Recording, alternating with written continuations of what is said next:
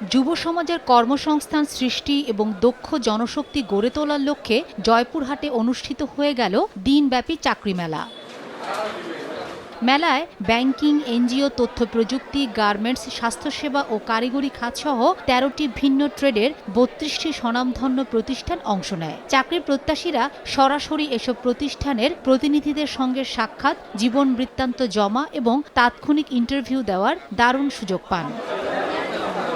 শুধু চাকরিই নয়, মেলায় ক্যারিয়ার গাইডলাইন, ফ্রিল্যান্সিং ও উদ্যোক্তা উন্নয়ন বিষয়ক বিশেষ সেশনও তরুণদের মাঝে ব্যাপক সাড়া ফেলে। তো চাকরি মেলাতে এসে আমি সিভি ড্রপ করি। তো সিভি ড্রপ করার পর আমার দক্ষতা অনুযায়ী আমার চাকরিটা মুহূর্তে হয়ে যায়। যার কারণে আমি জিআরডিএমকে অনেক ধন্যবাদ যে এত সুন্দর একটা মেলার আয়োজন করার জন্য। আর এভাবে যে চাকরি পাবো এটা আমি আসলে পরিকল্পনা করতে পারিনি। এখানে আসছিলাম চাকরির আশায়, বেকার মূলত আমি অনেক জায়গায় চাকরির জন্য ঘোরাঘুরি করছি। এখানে বিভিন্ন প্রতিষ্ঠানের চাকরি নিয়োগ দেখতেছি, আসছিলাম, সিভি ড্রপ করলাম, এখন দেখা যাক, আল্লাহ ভরসা।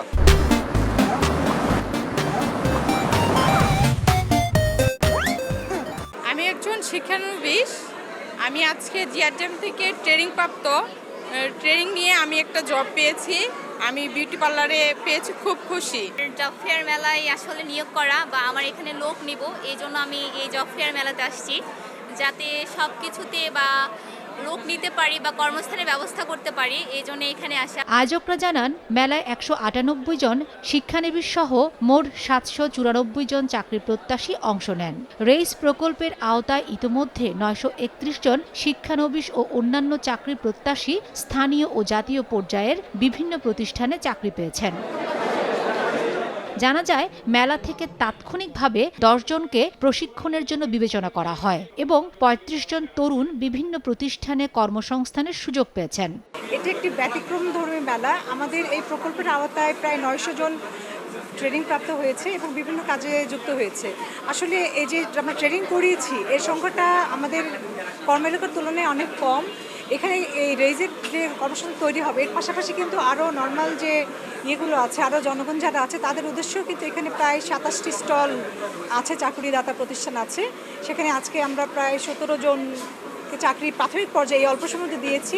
বিশ্ব ব্যাংক অর্থায়ন করেছে এবং পিকেএস সহযোগিতা করেছে। এখানে জিআরডিএম কর্তৃক সেটি বাস্তবায়িত হচ্ছে।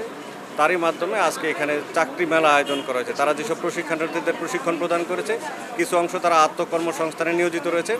যারা এখনও আত্মকর্মসংস্থানে নিয়োজিত হতে পারেনি, তাদের জন্য এখানে চাকরি মেলা আয়োজন করা হয়েছে। বিভিন্ন সংস্থা, এখানে বিভিন্ন স্টল রয়েছে। উপযুক্ত প্রার্থীদেরকে এখানে বাছাই করে তারা চাকরি প্রদান করবেন বলে আমরা দেখতে পেয়েছি। আশা করি এর মাধ্যমে এই এলাকার যুবক যুবতীদের একটি চাকরির মাধ্যমে তাদের ভাগ্যের পরিবর্তন করবে। পিকেএসএফ এর আর্থিক ও কারিগরি সহযোগিতায় জয়পুরহাট পৌর কমিউনিটি সেন্টারে বসেছিল তরুণ, তরুণী ও চাকরিদাতাদের এই মিলন মেলা। সময় সংবাদ, জয়পুরহাট।